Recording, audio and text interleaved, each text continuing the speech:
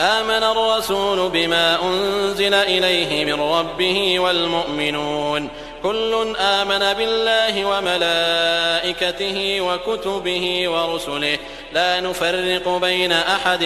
من رسله وقالوا سمعنا وأطعنا غفرانك ربنا وإليك المصير. لا يكلف الله نفسا إلا وسعها لها ما كسبت وعليها ما اكتسبت ربنا لا تؤاخذنا إن نسينا أو أخطأنا ربنا ولا تحمل علينا إصرا كما حملته على الذين من قبلنا ربنا ولا تحملنا ما لا طاقة لنا به واعف عنا واغفر لنا وارحمنا أنت مولانا فانصرنا على القوم الكافرين.